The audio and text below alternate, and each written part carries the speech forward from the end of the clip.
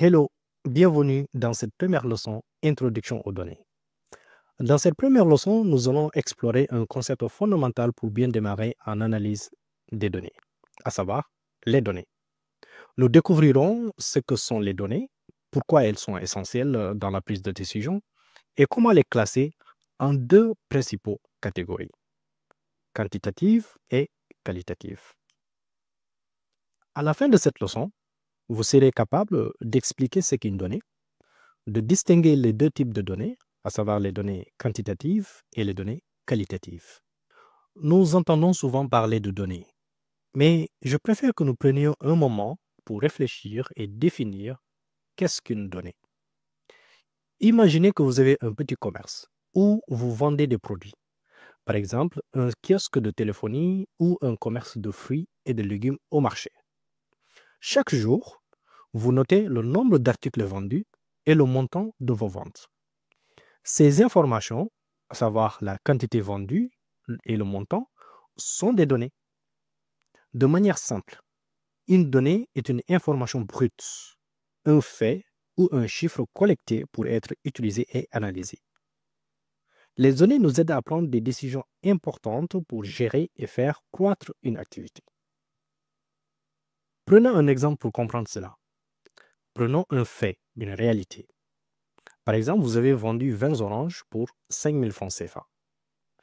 En suivant les ventes quotidiennes, par exemple, on peut identifier les variations de la demande et ajuster les stocks en conséquence.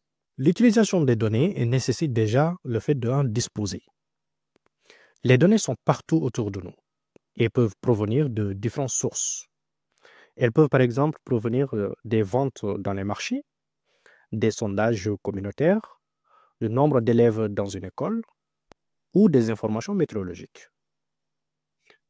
Les possibilités sont énormes. Bien collectées, elles permettent donc d'obtenir des réponses précieuses, de mieux comprendre notre environnement et de prendre des décisions beaucoup plus efficacement. En parlant de ces données, on comprend vite qu'on peut se retrouver avec plusieurs types de données, d'où la possibilité ou la nécessité quand même de distinguer les différents types de données. De manière générale, nous avons deux types de données, à savoir les données quantitatives et les données qualitatives, en fonction de la façon dont on peut les mesurer ou les décrire. Commençons d'abord par les données quantitatives.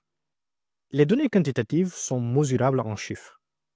Elles permettent de compter, de mesurer et de calculer des statistiques, ce qui est utile pour analyser les performances. En guise d'exemple, nous pouvons utiliser le montant des ventes, par exemple 5 000 francs, 15 000 ou 10 000. Vous pouvez aussi utiliser le nombre de clients par jour, 10, 25 ou 5 000 clients. Vous avez aussi le nombre de participants à une formation, 10, 120 ou 200. Vous pouvez aussi prendre le nombre de personnes que vous avez invitées à rejoindre Gojambar, 20, 30 ou 40. Les données quantitatives se divisent en deux sous-types. Vous avez ce qu'on appelle des données discrètes. Ce sont donc des valeurs comptables, comme un nombre entier. Par exemple, le nombre de poissons pêchés chaque jour, 5, 10 ou 20. Vous avez la deuxième sous-catégorie qui sont les données continues. Ce sont aussi des valeurs mesurables pouvant être des fractions. Par exemple, vous avez le poids des légumes qui est vendu, par exemple 2,5, 3,4 ou 6,9. Ce qui nous amène donc à voir la deuxième catégorie de données que nous avions parlé tout à l'heure, à savoir les données qualitatives.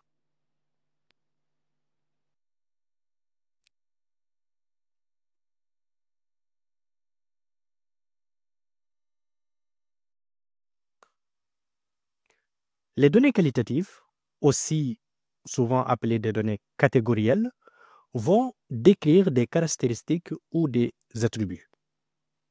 Elles ne sont pas des nombres, mais des catégories ou des mots, et elles permettent de comprendre des opinions ou des préférences.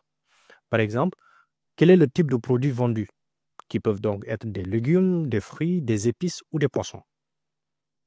Vous pouvez aussi, un deuxième exemple, la satisfaction des clients. Est-ce qu'ils sont satisfaits, ils sont neutres ou ils sont insatisfaits? Le type de transport utilisé, par exemple, pour se rendre au marché, à pied, en taxi, en moto. Les données qualitatives vous donnent des informations descriptives qui vont donc aider à comprendre les perceptions, Les données qualitatives vous donnent des informations descriptives qui vont aider à comprendre les perceptions, les préférences ou les caractéristiques d'une population ou d'un groupe de clients. Pour bien comprendre la différence entre les données quantitatives et qualitatives, regardons quelques exemples un peu familiers. Imaginons que vous êtes un vendeur de fruits et de légumes et que vous collectez des informations pour mieux comprendre votre commerce. Par exemple, vous pouvez vous demander combien de clients viennent par jour. Quel type de fruit est le plus demandé? Dans cet exemple, le nombre de clients est une donnée quantitative. Le type de fruits, qui peuvent être donc des oranges, des mangues ou des bananes, est une donnée qualitative. Un deuxième exemple que nous pouvons prendre peut être par exemple le type de transport pour aller au travail. Supposons que vous voulez étudier les moyens de transport utilisés par les habitants de votre ville ou de votre quartier pour aller travailler. Vous pouvez donc vous demander combien de kilomètres parcourez-vous pour aller au travail? Quel moyen de transport utilisez-vous le plus souvent? Dans cet exemple, la distance parcourue en kilomètres est une donnée quantitative. Le type de transport, qui peut être un taxi, une moto, est une donnée qualitative. Enfin, prenons un dernier exemple pour mieux comprendre la distinction de ces deux types de données. Imaginons par exemple que vous êtes dans un centre de formation et que ce centre veut savoir si les étudiants sont satisfaits ou pas. Dans ce cas, il peut se poser des questions comme quel est votre niveau de satisfaction avec la formation? Les réponses possibles peuvent être très satisfaits ou tout simplement insatisfaits. Il peut aussi se demander combien de formations avez-vous suivies cette année? Dans cet exemple, le niveau de satisfaction est une donnée qualitative. Le nombre de formations suivies est une donnée quantitative. Pour vérifier ce que vous avez appris aujourd'hui et consolider vos compétences, vous pouvez suivre le quiz qui est juste en bas, dans lequel vous pouvez tester et de vérifier si vous avez bien compris la différence de ces deux types de données. Prenons quand même le temps de récapituler ce qu'on a vu aujourd'hui. Dans cette leçon, nous avons vu les données, qui sont donc des informations que l'on collecte pour mieux comprendre des situations et améliorer la prise de décision.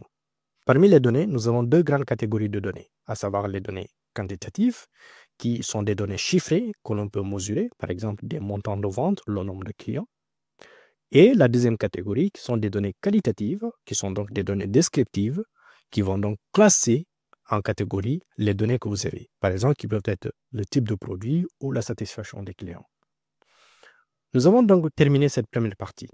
Vous savez maintenant ce que sont les données et comment les classer. Ceci constitue donc une base solide qui vous servira pour les prochaines leçons, où nous verrons comment organiser et analyser les données dans des outils comme Excel pour améliorer votre activité.